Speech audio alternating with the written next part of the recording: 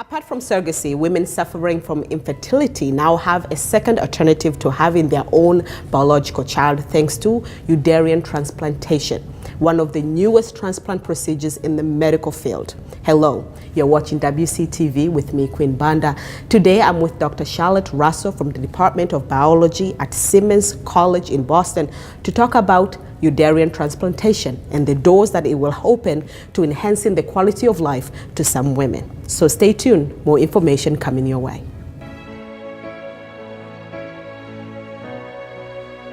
So thank you so much for being with us today. We're talking about uterine transplantation. We know that giving birth or childbearing is a privilege and not a right, because not every single woman can bear a child due to certain reproductive system abnormalities. So let's talk about these abnormalities, how common or rare they are among women.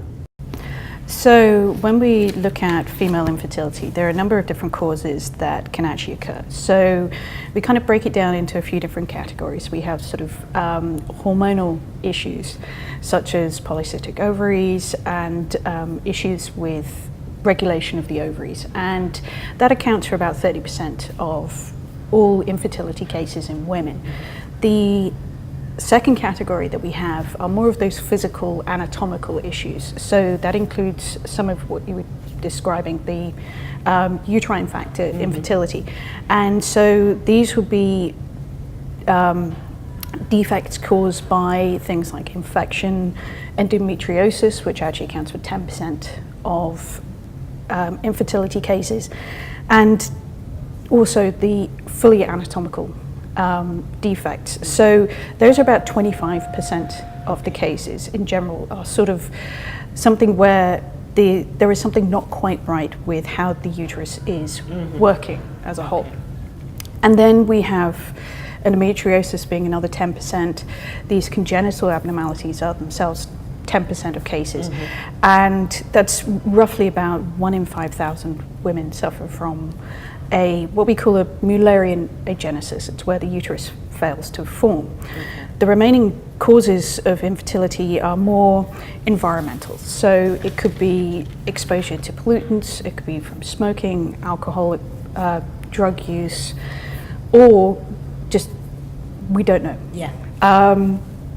So a good 25% of cases are sort of in that it could be anything kind of idea. But when we're talking about the Mullerian agenesis, which is the abnormalities that are really prevalent specific for being able to use uterine transplants as a way to help these women, we are talking about a sort of a small subset of women who suffer from infertility issues.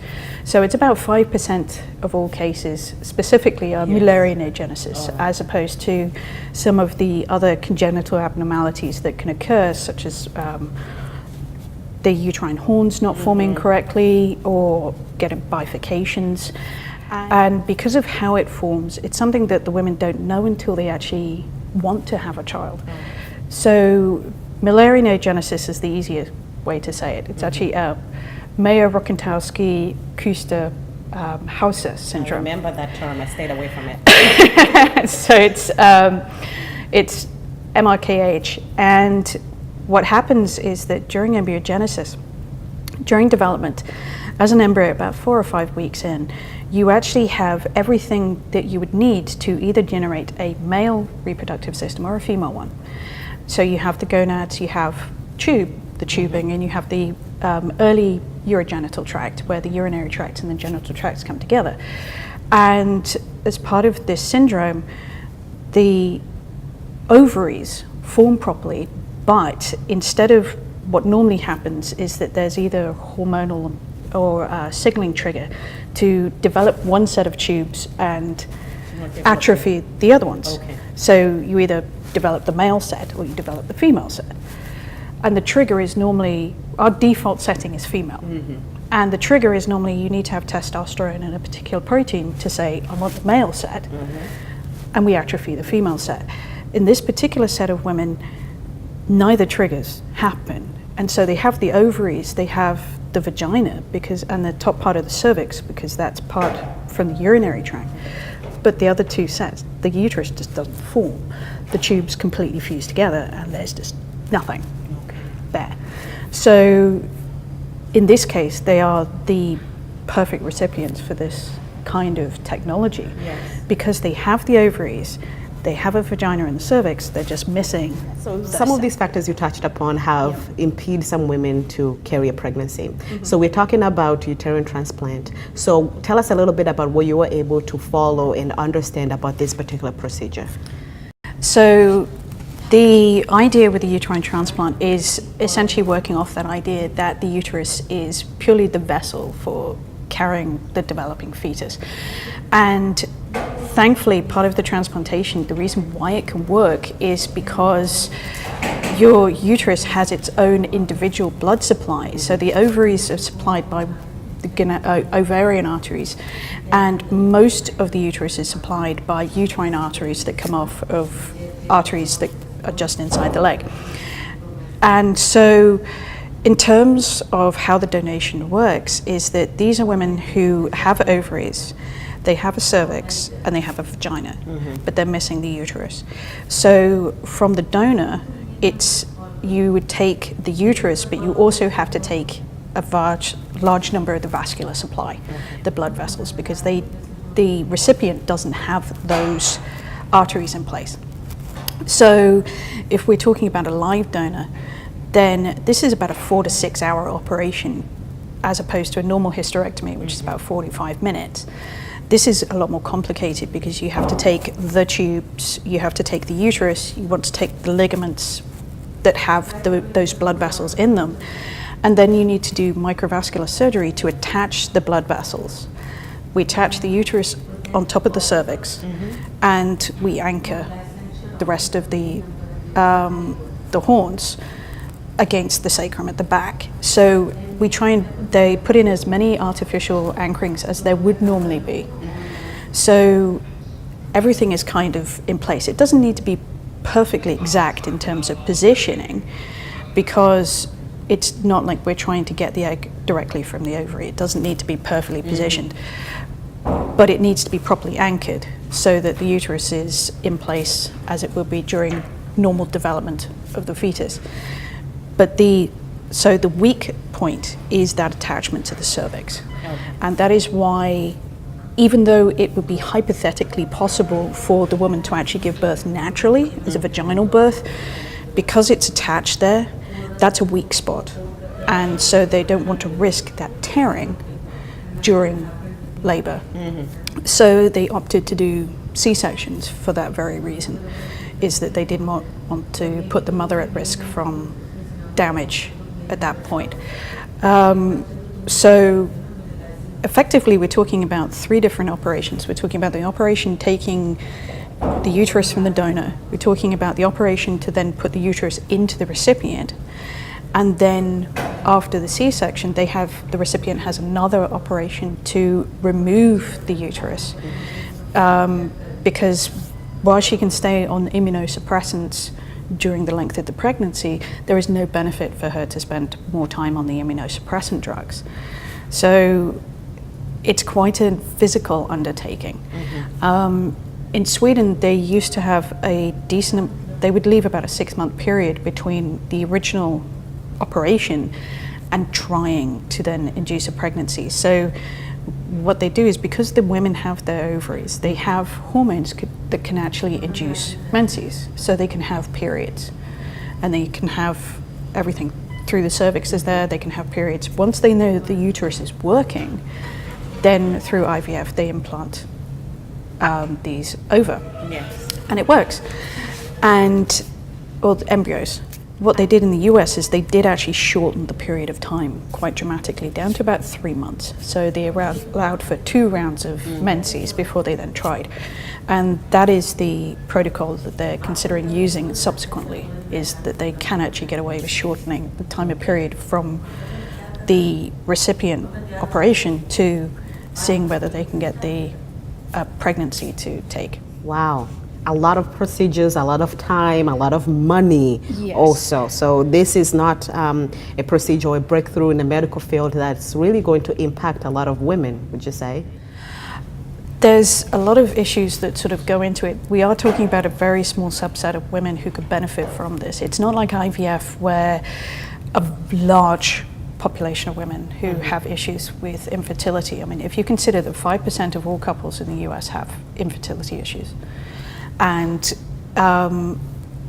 the number of young girls with endometriosis is about 30 to 40% right now, and 10% of those could end up being infertile as a result.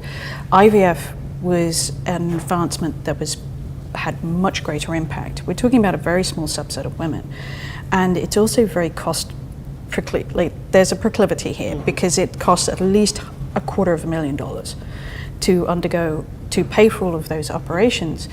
And so in our current system, this is an advancement which is beneficial to these women, but it may still be somewhat out of reach of some of them. So let's talk a little bit about the pregnancy experience. So once a woman undergoes this procedure and they're able to get pregnant, what kind of pregnancy experience would they experience compared to if you didn't undergo the procedure? So their pregnancy experience is going to be very similar to a normal pregnancy. In that you would be able to, because a lot of the time when babies kick, it's more the feeling of pressure rather than a feeling of actual sensation through the uterus. They would still feel the pressure of baby kicking. You'd also be able to see the baby moving around. The only real difference is they would have an experience very similar to other women who've had IVF treatment. So the embryos are developed using IVF and are then implanted. And there's always that possibility that they can have what sort of known as a hyperestrogenic syndrome. It's where their hormones go a little bit too crazy. And that can happen with any woman who undergoes IVF. But after that, their pregnancy experience would be identical to any other woman. It's just the beginning and the end would be a little bit different. A little bit different. Now, there'll be a lot of talks, people questioning the purpose of this kind of procedure. Is it necessary and so forth? People are saying human beings are trying to play God once again. What do you think about this procedure? Where do you stand? I always love that argument because if you look back at all the medical advancements, we've been playing God for millennia. Yes. Not just decades, we've been sort of millennia. And every medical advancement is essentially playing God. Anything that's done to prolong life beyond what nature intends is playing God. And so at this point, there is not a single person on this planet who could turn around and say that they have not benefited from humans playing God in that respect. But here, it's a medical advancement that is pro-life in a way, because it's allowing women to actually have the babies that they want. And one of the comments that the two lead investigators, especially Tesla, made for the US the study, is never underestimate the desire of a woman to have a baby. There is something about being told that you can't have a baby that drives you to try every possible thing that you can to try it. And so obviously valuable for those women. And if it has value in that respect, then why not? Why not? Now, some people said, what about just using surrogacy? And we know that surrogacy is not acceptable in every single country, right? So this opportunity or this procedure kind of helps some women, right? Yes. I mean, truthfully, even within the United States, I mean, surrogacy is still illegal in some of the states. And so, and surrogacy in itself became, well, it seems to, certainly a pop culture with a lot of celebrity couples using surrogates to have children. There is a lot of financial cost. There has to be a lot of regulation. There's also a lot of trust involved when you bring a third person into the equation, in that you have to trust that they are going to take care of themselves. You have to trust that they will go to all the appointments. You have to trust that they are not going to change their mind and want to keep the child at the end.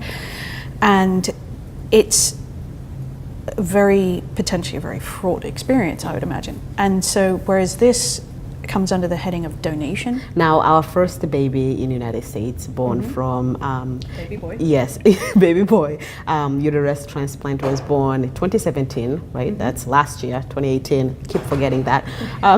So, since we have opened this door in the United States, do you have any concerns? Not really, because of the fact that because it comes under donation as opposed to something like surrogacy or sort of the IVF idea. There is a much stricter regulation when it comes to the fact that donors do not get financial, they don't get paid for donating their uteruses, and we are talking about a small number of women who would be able to benefit from this. So it's still very new as a technology. It's still very sort of in those infant stages, as it were.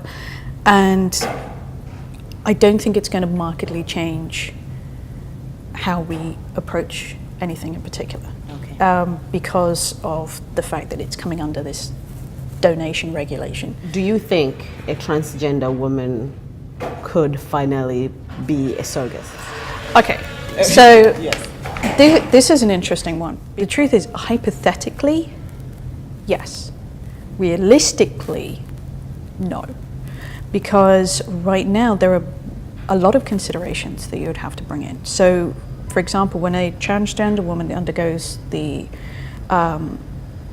surgery for gender reassignment, they create an artificial vagina, but they don't create an artificial cervix. So the first question is, what would you attach the uterus to?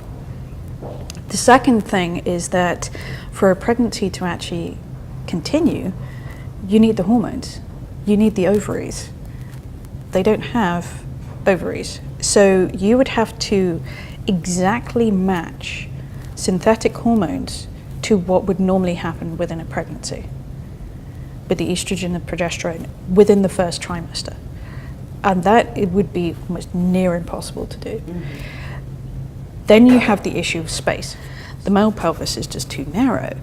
And even though pregnancy hormones release a joint right at the middle, at the front, the pubic symphysis, it would still be too small. Unless you had a transgender woman whose pelvis was naturally quite large, there would be considerations of things like pressure on the bladder, contortion of the rectum, how would the baby's head sit, how would the musculature relax to encompass sort of everything. Yes, the transgender woman does have mammary glands, and so they would develop normally. So there would potentially be the ability to breastfeed. But the complications that could arise, I mean, just the beginning idea of if there's no cervix and you've got nothing to it, you haven't really got a good surface to attach the uterus to, then the main part was developing menses, where you'd have to, but there's no cervix, there's no hole. Yes. How would you see whether the uterus is working, because they do it via the woman having a period? Where would that go? How would you actually then, you would have to take a needle and inject embryos directly into the uterus instead of being able to go via the vaginal route that they normally do. There are just a lot of technical complications and considerations, and at this point in time, the risks of such a procedure outweigh the benefits. So if this procedure, this transplant procedure, can only affect a certain number of women due to qualifications, due to finances, and if for right now the technology, and we're not quite there to help transgender women, what is the purpose then? Or do you see this procedure maybe opening doors to other procedures in the future, that like this is not the end goal? With all medical science, everything builds on everything else. And so what we learned about, just when we think about donation in general, what we learned about skin grafting helped then look at kidney transplantation, to then look at live transplants with liver, who then once a surgery or once a technique has been tried and tested and been somewhat perfected, it does allow for advancements to then build on it. And the advancements here are more in terms of the microsurgery that was required for the donation. Would it be possible now to do much more intricate donations? Because we can now know that we can attach vasculatures which weren't there before and it be successful. So it's not just about a uterus transplantation, it's about the techniques that we used in that transplantation. The fact that we can now, we've perfected live donation, being able to take bits of liver, being able to take uterus, being able to donate a kidney. All of these things were not around 50 years ago, 50, 60 years ago. And so everything is built on everything else. So the end goal for the researchers was allowing these women to have babies, having their own child. But as with everything medical, there are going to be other advances that are somewhat tangential to this one in terms of where we can go next with perfecting surgeries, with perfecting donation, with perfecting immunosuppressants, and organ rejection, and learning more just in general about reproductive medicine. Well, thank you so much. I surely have learned so much from you, a lot of things, especially the question of whether a transgender woman could someday carry pregnancy. You explained it quite well. I mean, theoretically, I was like, why not? Because if they can remove this and plug this in, why can't we just remove this and plug this in? But you have quite explained that quite well. So thank you so much for being with us, and I think my viewers will be very interested in the information that you have shared here today. Thank you very much. So thank you so much for joining us in this interview. Once again, it was I, Queen Banda from WCTV, and Dr. Russell from the Department of Biology at Simmons College in Boston to talk about uterus transplant. Have a wonderful day. Bye.